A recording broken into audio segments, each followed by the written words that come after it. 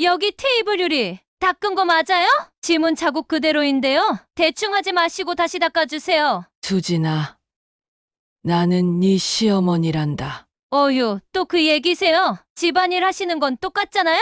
그래, 네 눈에는 내가 그저 집안일 하는 사람으로만 보이겠지. 하지만 사람을 너무 쉽게 단정 짓는 건 위험한 일이란다. 위험해요? 그냥 청소나 잘해주시면 돼요. 너무 심각하게 받아들이지 마시고요. 좋아, 네가 그렇게 말한다면 나도 이쯤에서 내 역할을 다시 정리해야겠구나. 뭐예요? 다들 왜 저 사람을 그렇게 봐요? 대체 이게 무슨 일이죠? 안녕하세요. 여러 가지 사연들을 전해드리는 돌고 도는 사연 채널입니다. 오늘은 청소부로 알고 며느리에게 하대당한 재벌가 시어머니의 사연을 소개합니다. 사연을 들으시고 또 다른 이야기가 궁금하시다면 구독과 좋아요로 더 많은 이야기를 함께 나누어 주세요. 여러분의 작은 응원이 저에게 큰 힘이 됩니다. 그럼 이제 사연의 본론으로 들어가 보겠습니다. 김진숙 씨는 젊은 시절부터 강인한 성품과 뛰어난 경영 감각으로 한국을 대표하는 재벌 그룹을 일구어낸 여성 기업인이었다. 하지만 나이가 들면서 화려한 삶의 염증을 느끼고 더 이상 물질적인 것에 얽매이지 않기로 결심했다. 자식들에게는 자신의 부를 그대로 물려주기보다는 스스로 인생을 개척하게 하고 싶었고 평범한 사람들처럼 살아가며 인생의 의미를 되새기고 싶었다. 결국 그녀는 그룹 회장직을 내려놓고 서울 강남의 한 주택가에서 조용한 삶을 선택했다. 명품과 화려한 장신구를 걸친 과거의 모습은 사라지고 그녀는 편안한 면, 티셔츠와 단정한 앙치마를 입고 가족을 돌보는 시어머니로 살아가기로 했다. 특히 며느리에게는 자신의 신분을 밝히지 않고 그저 아들을 사랑하는 어머니로서 대하기로 마음먹었다. 매일 아침이면 깨끗한 앞마당을 쓸고 손수장을 봐서 가족들에게 정성껏 음식을 만들어 주었으며 세탁기에서 꺼낸 옷을 곱게 개어 식구들 방에 조용히 넣어두었다. 그러나 그녀의 이 같은 모습을 바라보는 사람 중 하나, 며느리 이수지는 달랐다. 그녀는 화려한 강남 상류층에서 자란 덕에 생활력이 전혀 없는 사람이었고 남편과 결혼한 후에도 자신의 삶이 변하지 않으리라 생각했다. 처음 시어머니를 만났을 때 그녀가 소박한 차림에 늘 집안일을 도맡아 하는 모습을 보고는 단순한 가자 도우미로 착각했다. 하지만 남편이 어머니가 직접 해주시는 거야. 라고 말했음에도 수지는 크게 신경 쓰지 않았다. 그녀는 집안일을 해주는 사람이 누구든 그저 당연한 일이라 여겼다. 때때로 친구들과의 모임에서 우리 시댁엔 가사도우미 같은 시어머니가 있어서 너무 편해. 라며 농담 삼아 말하기도 했다. 그러나 정작 시어머니가 그녀를 어떻게 바라보는지 그리고 어떤 삶을 살아왔는지는 전혀 관심이 없었다. 며느리 수지는 서울 강남의 부유한 가정에서 태어나 부족함 없이 자라왔다. 그녀의 부모는 능력 있는 사업가였고 어린 시절부터 고급 유치원, 해외 어학연수, 명문대 교육까지 최고의 환경 속에서 살아왔다. 결혼 역시 조건을 따져가며 선택했고 재벌가의 아들이자 성공한 사업가인 남편과 혼인을 올리며 당연히 호화로운 삶이 계속될 것이라 믿었다. 시부모님과 함께 사는 것이 부담스럽긴 했지만 남편의 집이라면 당연히 크고 화려한 저택일 것이고 집안일은 모두 도우미들이 해결해 줄 것이라 생각했다. 그러나 기대와는 다르게 시댁 생활은 그녀가 상상한 것과 달랐다. 고급 아파트이긴 했지만 평소 그녀가 머물던 곳처럼 화려한 인테리어로 꾸며진 대저택이 아니었고 무엇보다도 가자 도우미가 없었다. 대신 늘 집안 곳곳을 말없이 정리하고 청소하는 나이든 여성이 있었는데 그녀가 바로 시어머니 김진숙이었다. 수지는 처음에는 별 의심 없이 그녀를 가사 도우미라고 생각했다. 늘 아침이면 부엌에서 조용히 밥을 짓고 손수 빨래를 널고 거실을 정리하는 모습이 마치 가사 일을 생업으로 삼은 사람처럼 보였기 때문이다. 특히 소박한 옷차림에 화장기 없는 얼굴, 단정하게 묶은 머리는 그녀가 예상했던 재벌가의 어머니와는 전혀 달랐다. 수진이 어릴 때부터 보아온 부유한 중년 여성들은 고급스러운 한벌 정장을 입고 명품 가방을 들고 네일 케어를 받은 손으로 커피잔을 우아하게 들곤 했다. 하지만 이 시어머니는 그런 모습과는 거리가 멀었다. 그녀는 남편에게 몇 번인가 넌지시 물어봤다. 설마 우리 집엔 도우미분이 없어요? 그러자 남편은 미소를 지으며 답했다. 엄마가 직접 하시는 거야. 어릴 때부터 집안일을 손수 하셨거든. 하지만 수지는 그것이 쉽게 이해되지 않았다. 설마 시어머니가 정말로 집안일을 다 한다는 거야? 말도 안 돼. 라는 의문이 들었지만 깊이 생각하지 않았다. 수지는 집에 가사 도우미가 없다는 것을 상상할 수 없었고 당연히 있을 거라고 생각했다. 그러니 별로 신경 쓸 필요도 없었다.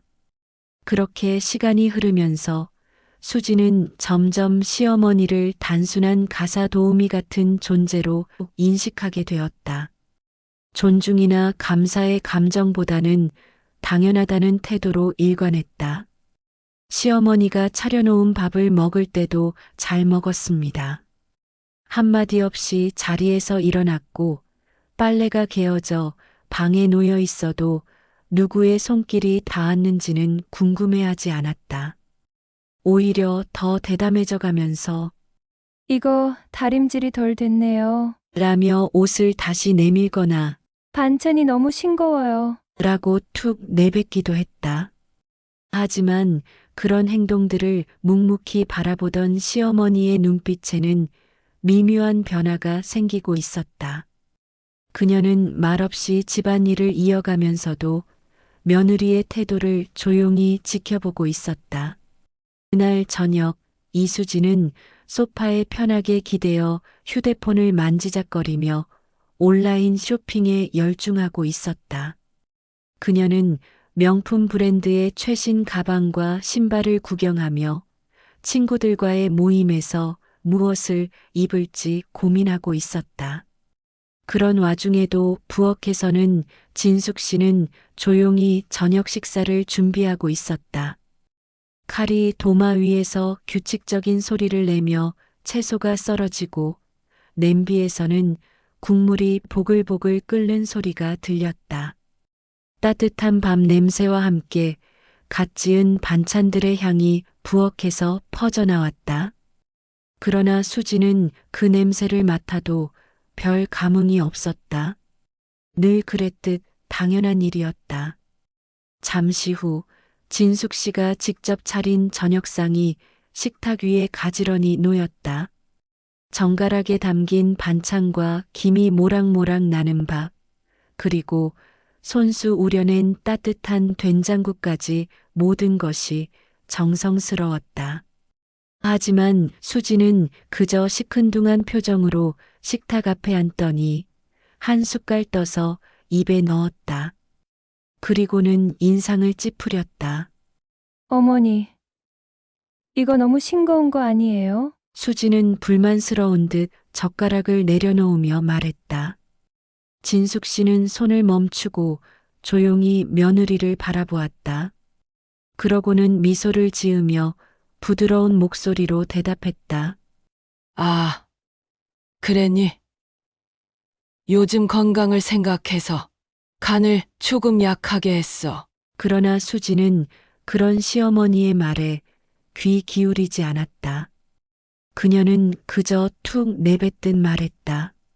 전 싱거운 거 별로 안 좋아하거든요. 다음부턴 좀 더 간 맞춰주세요. 진숙 씨는 아무 말 없이 고개를 끄덕였다.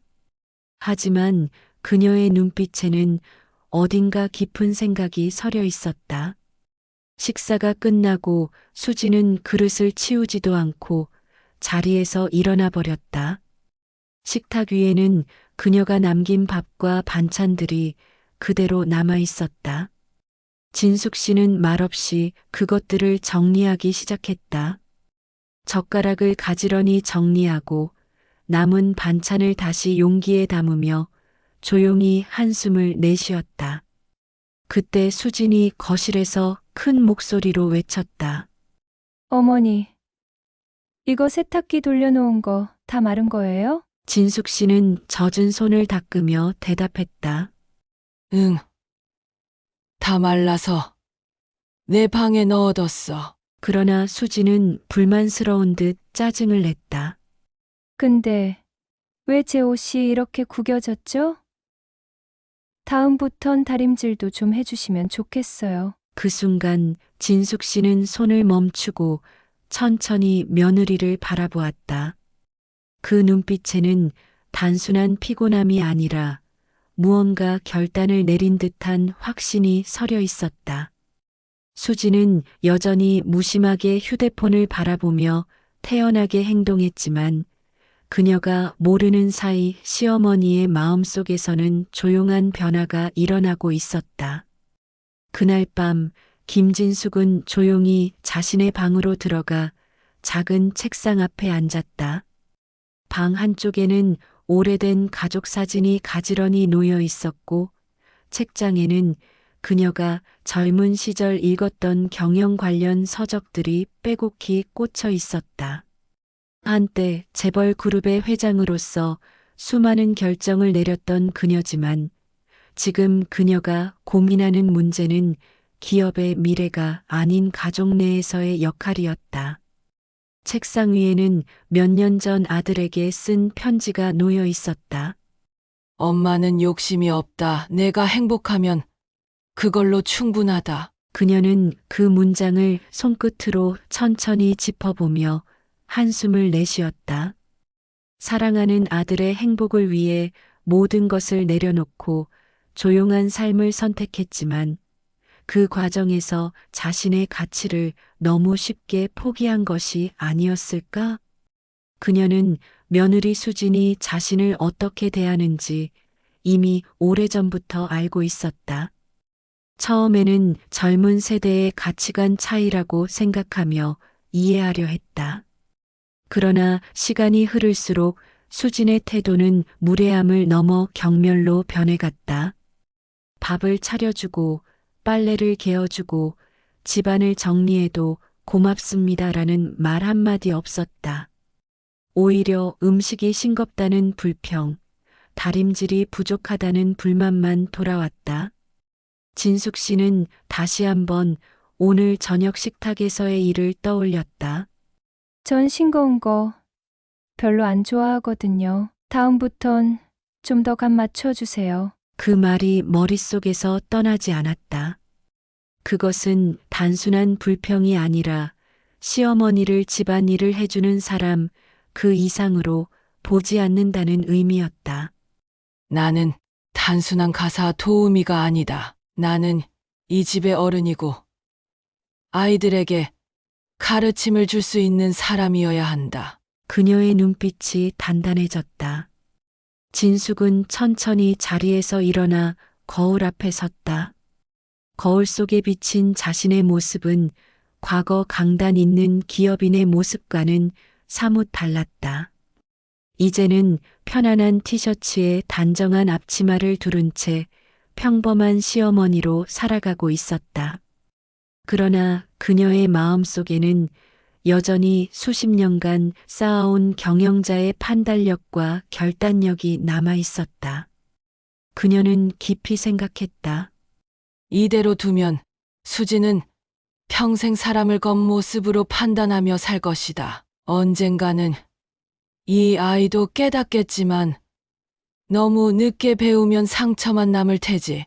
그녀는 마침내 결정을 내렸다. 이제는 더 이상 침묵하지 않기로. 자신을 함부로 대하는 며느리에게 인생의 중요한 교훈을 줄 시간이 왔다. 그녀는 책상 서랍에서 작은 노트를 꺼내 펜을 들었다. 그리고 차분한 손길로 무언가를 적어나가기 시작했다. 그녀가 써내려간 글씨는 단순한 메모가 아니었다. 그것은 곧 며느리를 향한 그녀의 결단이자 이 집안의 질서를 바로잡기 위한 첫걸음이었다. 몇 주 후 진숙 씨는 오래전부터 참석하지 않았던 그룹의 주요 행사의 모습을 드러냈다. 이 행사는 그녀가 직접 창립했던 재단의 기부 만찬으로 기업의 주요 인사들과 사회적으로 영향력 있는 사람들이 참석하는 자리였다. 강남의 한 고급 호텔 연회장에는 화려한 샹들리에가 빛나고 있었고 잘 차려입은 사업가들과 언론 관계자들이 삼삼오오 모여 대화를 나누고 있었다. 수지는 남편과 함께 마지못해 따라왔지만 사실 이런 자리에는 익숙한 편이었다. 명품 드레스를 입고 우아하게 와인잔을 기울이며 상류층들과 자연스럽게 인사를 주고받는 것, 그것이 그녀가 평생 배워온 일이었다. 그러나 연회장에 도착하자마자 그녀는 예상치 못한 광경을 보게 되었다. 평소 단순한 가사 도우미처럼만 여겼던 시어머니 진숙 씨가 단상 위에서 우아한 정장을 차려입고 연설을 하고 있는 것이었다. 조용하고 소박한 모습만 보던 시어머니가 아니라 수많은 사람들 앞에서 자신감 넘치는 목소리로 말을 하고 모든 이들이 그녀의 한마디 한마디에 집중하는 모습이었다. 여러분, 저는 사업을 하면서 늘 사람의 가치를 중요하게 생각해 왔습니다. 겉모습이나 직업이 아닌 그 사람의 진정한 성품과 태도가 결국 모든 것을 결정합니다. 진숙 씨의 목소리가 연회장에 울려 퍼졌다. 수지는 그제야 테이블 위에 놓인 행사 프로그램을 보았다. 거기에는 김진숙 제2그룹 명예회장, 사회공헌재단 이사장이라는 이름이 선명하게 적혀 있었다. 그 순간 머릿속이 하얘졌다. 회장. 명예회장? 믿을 수 없었다. 자신이 그동안 청소부처럼 대했던 시어머니가 한국을 대표하는 기업의 창립자이자 명예회장이었다니. 그제야 수진의 기억이 조각처럼 맞춰졌다. 남편이 가끔 시어머니에 대해 언급할 때 엄마가 직접 하신다는 말을 했던 것. 하지만 그녀는 그것을 단순히 생활 습관 정도로만 생각했었다. 수지는 입술을 깨물며 주변을 둘러보았다. 재계의 거물급 인사들이 시어머니와 자연스럽게 인사를 나누고 있었고 그녀를 향해 존경의 눈빛을 보내고 있었다. 그제야 깨달았다. 자신이 얼마나 큰 실수를 했는지, 그리고 얼마나 오만하게 행동했는지를. 그동안 그녀는 집에서 시어머니가 차려준 밥을 먹고도 싱겁다며 불평했고, 빨래를 접어주면 다림질이 덜 됐다며 투덜거렸다. 시어머니가 무슨 일을 해왔는지도 모르면서 그저 외모와 소박한 차림만 보고 그녀를 하찮게 여겼다. 그런데 이제 보니 그토록 무시했던 시어머니가 이곳에서 가장 존경받는 인물이었다. 수지는 차마 시어머니의 눈을 마주칠 수 없었다. 그녀는 본능적으로 몸을 움츠렸고 얼굴이 달아올랐다. 방금 전까지 여유롭게 와인을 마시던 손이 떨리고 식은땀이 흘러내렸다. 그때 연설을 마친 진숙 씨가 연회장을 내려와 걸어오고 있었다. 사람들은 그녀의 곁에서 인사를 건넸고 그녀는 차분한 미소로 답례했다. 그리고 마침내 그녀의 시선이 며느리인 수진에게 향했다. 눈빛은 여전히 부드러웠다. 하지만 그 속에는 깊은 의미가 담겨 있었다. 수진은 숨을 삼키며 그 앞에서 한없이 작아졌다. 수진은 심장이 쿵쾅거리는 것을 느꼈다. 방금까지 시어머니를 무시했던 자신이 이제는 수많은 사람들에게 존경받는 그녀 앞에서 주눅이 들어 있었다. 그녀는 얼굴이 달아오르는 것을 숨기기 위해 와인잔을 들어 한 모금 마시려 했지만 손이 떨려 와인이 흔들렸다. 그 순간 연회장을 가득 채운 사람들 속에서 진숙 씨가 천천히 다가왔다. 여전히 부드러운 미소를 띠고 있었지만 그 눈빛에는 깊은 뜻이 담겨 있었다. 어머님, 수지는 조심스럽게 입을 뗐지만 그 이상 말을 잇지 못했다. 그동안 그녀가 했던 말과 행동들이 머릿속을 빠르게 스쳐 지나갔다. 밥상이 마음에 안 든다고 툭툭 던졌던 불평, 다림질이 부족하다며 퉁명스럽게 내뱉었던 말들, 심지어 시어머니가 부엌에서 일하는 모습을 보면서 이 집엔 도우미가 시어머니 역할도 해주나 보네. 라고 비아냥거리던 기억까지. 하지만 그 시어머니가 지금은 연회장에서 가장 중요한 인물로 대접받고 있었다. 그때 진숙 씨가 조용히 입을 열었다. 수진아, 여기까지 오느라 힘들진 않았니? 그 말에 수지는 순간 당황했다. 그녀는 예상했던 것과 전혀 다른 반응에 눈을 깜빡였다. 시어머니는 자신을 책망하거나 비난하지 않았다. 오히려 평소처럼 다정하고 따뜻하게 말을 건넸다. 저는 수지는 손끝을 만지작거리며 말을 더듬었다. 머릿속이 복잡했다. 부끄러움, 당혹스러움, 후회 수많은 감정이 한꺼번에 밀려왔다. 그때 옆에 있던 남편이 다가와 낮은 목소리로 말했다. 이제 알겠어? 수지는 고개를 끄덕이고 싶었지만 도무지 몸이 말을 듣지 않았다. 이 자리에서 가장 낮은 사람이 된 기분이었다. 진숙 씨는 그런 그녀를 가만히 바라보았다. 그리고 부드럽게 웃으며 덧붙였다. 나는 단지 너에게 한 가지를 알려주고 싶었단다. 수지는 천천히 시어머니의 눈을 바라보았다. 사람을 겉모습으로만 판단하면 결국 가장 소중한 것을 놓치게 된다는 걸 말이야. 그 말은 부드러웠지만 깊은 울림을 주었다. 마치 가슴 한가운데를 정확하게 찌르는 듯한 기분이었다. 수지는 말없이 고개를 숙였다. 순간 눈가가 뜨거워지는 것을 느꼈다. 그녀는 드디어 깨달았다. 그동안 자신이 얼마나 어리석었는지를. 진숙 씨는 수진을 바라보며 조용히 미소를 지었다. 그 미소는 평소처럼 온화했지만 왠지 모르게 단단한 힘이 느껴졌다. 마치 모든 것을 다 이해하고 이미 오래전부터 준비하고 있었다는 듯한 표정이었다. 수지는 그 미소를 마주하자 온몸이 얼어붙은 듯했다. 부끄러움과 후회가 한꺼번에 밀려와 차마 시어머니의 눈을 똑바로 볼 수 없었다. 얼굴이 달아오르는 것도 모자라 심장이 쿵쾅거렸다. 연회장에 울려 퍼지는 사람들의 대화 소리와 잔잔한 음악이 마치 먼 곳에서 들려오는 것처럼 멍해졌다.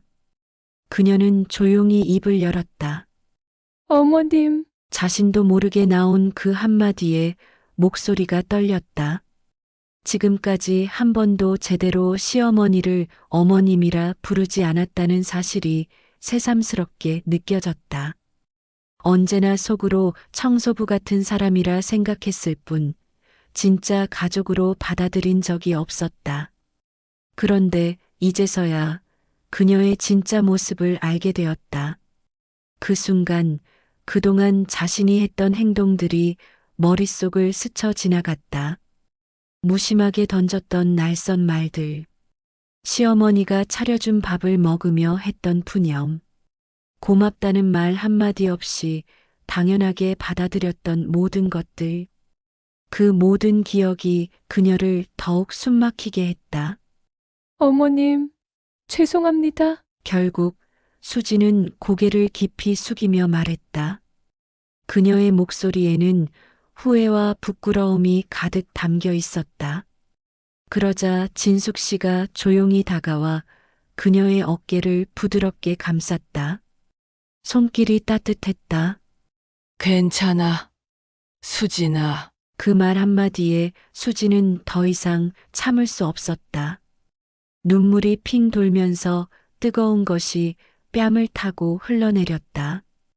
그녀는 자신이 이토록 후회할 줄 몰랐다.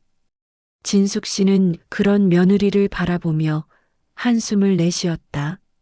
나는 너를 미워하지 않았단다. 다만 내가 언젠가는 깨닫길 바랐지. 그녀는 수진의 손을 따뜻하게 감싸며 덧붙였다.